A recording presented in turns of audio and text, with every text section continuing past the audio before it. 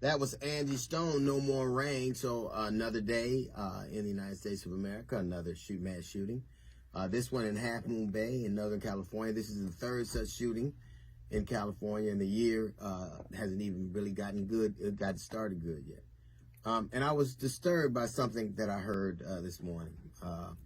I was listening to a bunch of analysts, and they were going back and forth, and they talked about the stringency of California gun laws, that they have red flag laws that I guess passed in 2016. There are certain types of weaponry and ammunition that is banned. There are background checks and the like. And there was this almost attitude where like, well, we've done all we can and these things still keep happening. Look, it happens in California. They have these strict laws, see, so it doesn't work anywhere. I wonder would that be the attitude, because we watch our government, like what if that were the attitude with the war on drugs? Did they give up because they thought attack didn't work? No, they redoubled their efforts.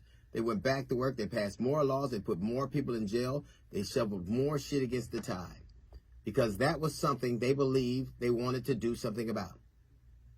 That was something they believed was important.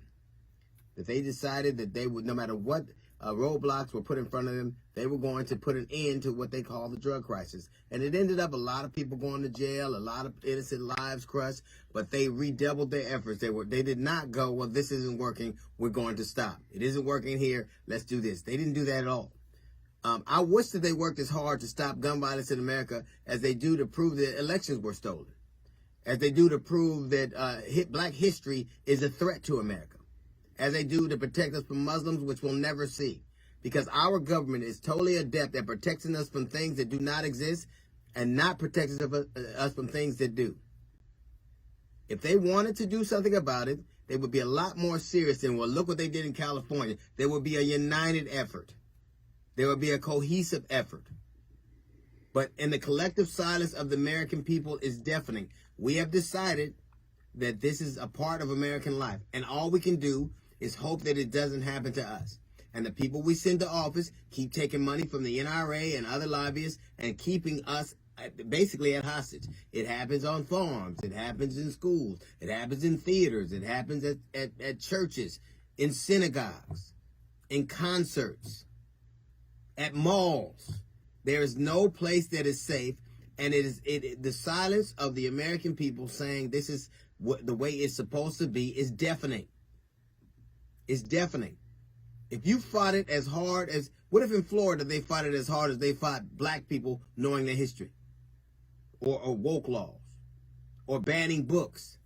Isn't it funny that they've banned 500, almost 700 books in the course, several states have banned a lot of books, but nobody does anything serious about what has happened, but our gun problem. Thousands and thousands of people are dead each day, whether it's a child picking up a gun and shooting a teacher, or a worker getting mad at a dance. The problem is there are too many mad Americans with too much access to guns and too laissez-faire an attitude. You would never tolerate this if it was something you believed in. You would never tolerate it. The government would never, they won't stop investigating an election they know they lost. They won't stop trying to get black history. They won't stop trying to eliminate black history. They won't stop. They wouldn't stop till they got the abortion ban passed. They wouldn't stop. Because that is what you do when you're determined to do something. If at first you don't succeed, what we've decided to do is to lie again. We've decided that this is okay. It should be embarrassing to be the mightiest nation in the world and watch your citizens slaved while everybody yawns.